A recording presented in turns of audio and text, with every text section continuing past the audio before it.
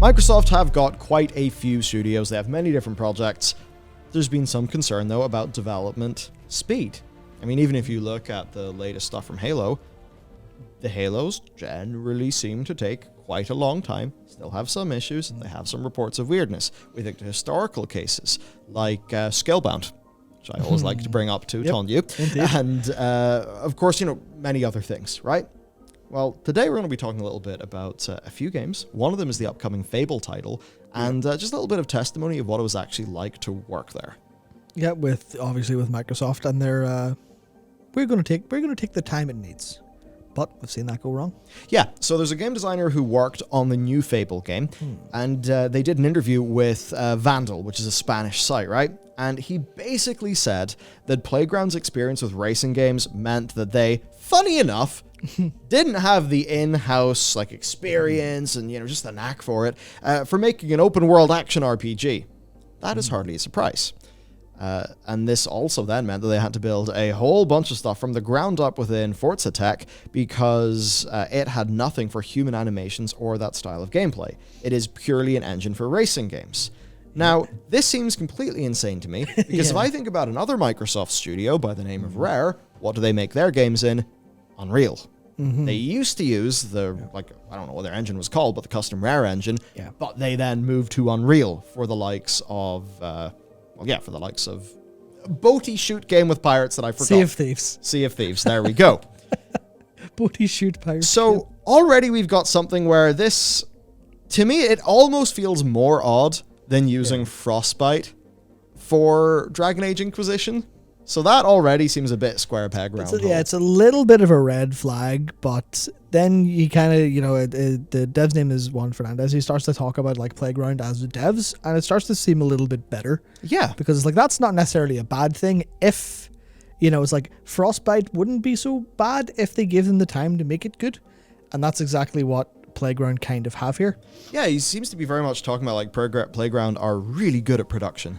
I mean, obviously... Hardly a surprise. Yeah, you look at their output, you're like, well, you've just made some of the best racing games of all time, just every 2 years. They never stop cranking out bangers. Yep, there's a Forza, there's Horizon, work away, that's great. And, I don't play them very much, but obviously they're on Game Pass, so you hop in, you're like, God damn, this feels good. This is really polished. Excellent. Yeah, I found them to be very optimized.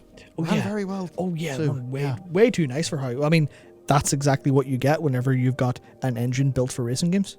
When you've got Forza Tech, they're like, anything else? No, don't need it.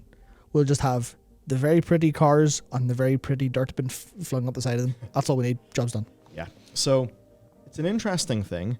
We're talking about the inherent issues that any studio like this is going to have when moving into a new genre using technology that is not built for that genre. Yep. But then when you look at the studio, it's a well-rounded studio full of just really strong people. And he says that he did leave the company. He left because it was just going too slow, but he thinks that the team are great. And the IP has got this incredible potential. But what that can then tell us is, okay, Microsoft, they have a style of leading games like this. And to get texture and what that time actually means for this developer, just said, and this is translated, so, could be a bit iffy in the details, but Playground, they have the mentality of doing more with less. Than if he does Assassin's Creed, 5,000 people do it, they will have 150 or 200, and if they do it in 7 years, they will have Fable in 5. I have absolutely no idea what I just said. Yeah, so effectively it is that if Ubisoft make Assassin's Creed and they have 5,000 people and they do it in 7 years, Playground will try to go out of the way to make Fable in 5 years with 150 or 200 people. Okay, because so they far do less more than with just less. Overwhelming manpower. Yeah, they go, we will figure out how to do this correctly, we will optimize production, and we will do it as, basically as frugally as possible. Not we'll skimp on the game, but we will figure out how to do this as cheaply as possible. But obviously, as the transition goes on to say, it's okay to be ambitious, but you also have to be realistic. And obviously, saying there, his example of that we'll do Fable in 5 with less, it's fine, we can do it. That game is now going on, I think, 4 years since announcement, with nothing to show for it whatsoever, which means we're looking probably 2024, maybe 2025 if it doesn't go super fast, which is just the process of this getting longer and longer and longer. Obviously, he left after 3 years because he's like, this is the same thing. I don't want to work on the same thing for 5 or 6 or 7 years, which is obviously something that developers will encounter because you want to have your name on a product. You don't want to go, well, I've done the bit that I really like. It took me 2 years. It's going nowhere. It's just stuck there. I mean, in this case, Fernandez went back to where he came from, which was Ninja Theory. He went and worked on Hellblade 1, hopped off the field for 3 years, came back to do Hellblade 2. He's like, I just want a game out, please. Yeah. So this could maybe tell us about some of Microsoft's style here. Yeah. They're willing to be a bit more like, hey, it's a big game, very important to us, so take your time. Yeah. We're not going to pressure you. No rush. And I think certainly when we think about Microsoft in the past, they weren't like that. Oh, it destroyed so And- many studios, like Yes. including, ironically enough, including Lionhead, because Lionhead, I think it was actually under Phil Spencer this time where Lionhead were closed down and the Fable Legends was it called? I think it was Fable Legends. Whatever the Fable project was cancelled. Then a lot of those developers apparently were folded into Playground, which is why they are the ones working on Fable, because they were fairly, I think, physically close to Lionhead in England. But it's just that case of the way Microsoft used to run things, they just killed the studio for not doing stuff in time. Now they're like, just, I guess, overcorrecting, going, take all the time you need because we have the roadmap, we have the room for you to do this. Yeah. And then, of course, we can then think about Perfect Dark. Yeah. That is their big game from the Initiative. And recently we covered how the Initiative has lost like almost 50%. Yeah, basically half its staff. Yeah, of the people who started there. Now, this was a quadruple A studio, is being billed as that, which, our read in that has been far more almost like a incubator for AAA quality, but with that additional level of like novelty and innovation. That's kind of like the vibe that I got from it anyway. So now that has been pared down quite a bit because half those people are gone, and Crystal Dynamics are coming in. Seems like there's been a project reboot, and Crystal Dynamics are, I think, just going to be handling Mostly the actual work of building it for the most part. So that's what's going on with Perfect Dark. And again, that's a situation where seemingly before this change and then Crystal Dynamics happened, they weren't going anywhere fast. Yeah, and that's exactly the thing from that reporting. It was VGC saying, their sources were saying Microsoft were super lenient. It was like, how's it going? Bit slow? Yeah, grand. Work away, boys. You have all the time in the world because we've got so many games and et cetera, et cetera. But to me, that comes across like, is it just an overcorrection based on Halo? Because Halo Infinite was like, I feel like that was just straight up a kick to the skull for Microsoft. Yeah. That was, I think that was the most, outside of back when the PS4 and Xbox One were launching and Sony released that video of here's how you trade your game to your friend, just handing over the disc.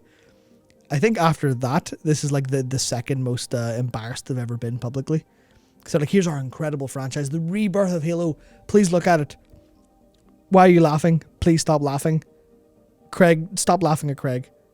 That's very rude. Please help. And then they went to the lengths to delay it for so long. And I feel like it maybe have just put like a Samskar in there, like they're traumatized by this. And they're like, shit. I wouldn't be surprised. So it's quite tricky then when there's loads of money. There's not massive completion urgency because it's not like the company's being bet on any of this stuff. Yeah, because Microsoft have all the money in the universe. Yeah. So does that lead to situations where, maybe if there was just that little bit more urgency and also from earlier in the project, it would be more clearly shaped up. So just more of a bounded product that can be delivered. And some of this just made us think of Blizzard, actually, because, there are some games that just take like 7 years to come out and they're masterpiece incredible. Yep. There's also the likes of Project Titan, where there is not that completion urgency. It is worked on for a long time. And that just means it's taken a long time to work out that this isn't the thing we should do. Yeah. And ultimately that eats up loads of talent. Probably was very painful for Blizzard as an organization and the developers on it. Now, at least they then turn that into Overwatch, which is stroke of genius, like. Absolutely. But it's just an interesting thing, what it means like for developers, who kind of like, I want to work in a new thing. I don't want to be here for 7 or 8 years. What's going on? Or, I want to be at this company for 10 years, but I want to work in different projects. Have that spice. Yeah, so even imagine you're in your like mid-20s, say you're like 23 or 24, and you join Playground as like an intern to work on Fable. By the time you have a shipped game, you'll be 30. Yeah. That means by the time you have 3 shipped games, you're 40. Or like, I've worked on 3 games and I'm 40. Oh God. Like, I maybe as someone who's interested in wider games, you'd have wanted more input and more projects. Yeah. Get like 2-year projects, 3-year projects instead of 5 or 7. Like, Yeah. Now, of course, for us playing games, we're going to wonder, well, is this a problem for Microsoft? Because you've got to compare Microsoft's big slate of games to whatever Sony's big slate of games is going to be in terms of the direct competition. And really, that's where I would say no. No, I think Microsoft, that's the thing. They have acquired so many studios. They just have so much. Yeah, that's the thing where like you look at the roadmap, because there's a roadmap here that Clubrill shared, and it's just wild how many games they have on the go. Because even like you think, well, Fable, that's not going to be 2023, maybe that's 2024. You're like, they've got Avowed. Everyone's going to be happy with Starfield in 2022. Yeah. They don't need to do anything else because they just bought Bethesda to do all of their. We need an Xbox game in 2022. That's sorted. We've already got that gap in the schedule completely filled by this other company.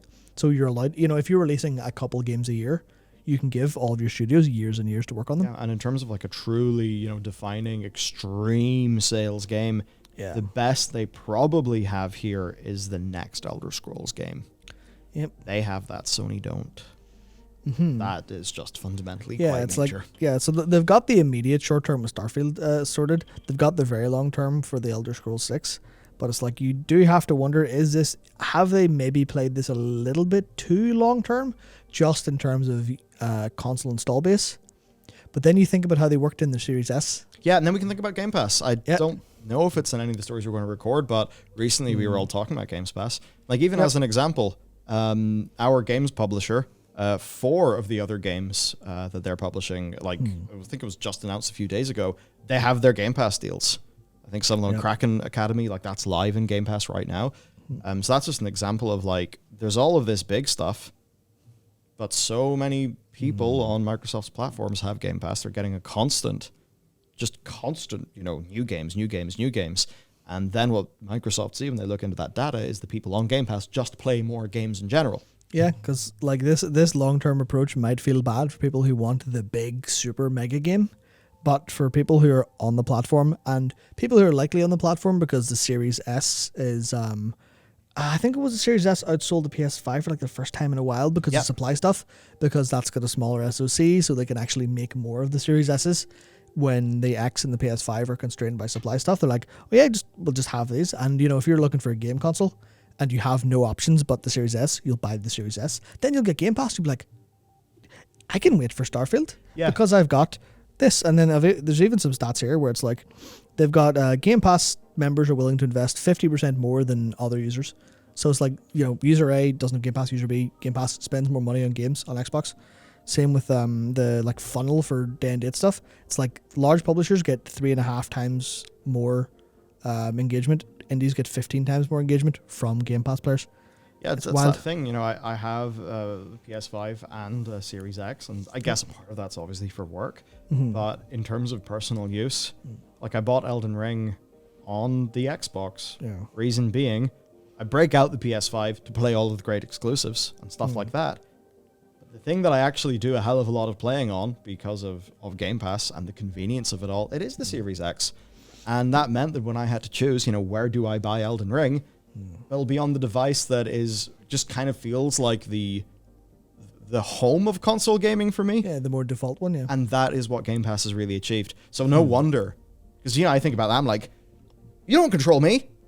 I'm not going to increase my user spend just because I bought your thing. And then it's like, well, why did I get Elden Ring on that console? And I suspect for loads of people, it's a similar thing. And especially if you're a parent or whatever and you're weighing things up. If you're a university student, and, unless your friends just play FIFA on the other thing or something. Maybe it's crossplay, who knows? But I think that's where Microsoft's the true strength of their strategy comes in. So I think it's going to be fascinating whenever they can combine that strategy with something like a new Elder Scrolls game, like Starfield, potentially if Avowed starts to get almost Elder Scrolls-like status and acclaim.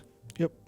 Then we're going to really see those things come together strong. Yeah. So it's an interesting situation, really. Yeah, I feel like they're there to win the quiet users. I think that's what's going to happen. We're going to so many people in the industry are going to look at the big long-term blockbuster and the 10 million sales, the 20 million sales, and then before anyone knows, Xbox will kind of have all of the small ones. One, you're like, Oh yeah, that's right. There are other consumers. Whoops, forgot about those. Yeah, very much so. So an interesting look, I suppose, into some of the pros and cons of how Microsoft are developing games, as well as the strategy that they have got to essentially hedge against that and really have, like, I think, a strong default performance. Do you know what? Certainly works on me. Yep. Maybe it works on you. And with that said, that's it from us. See you next time.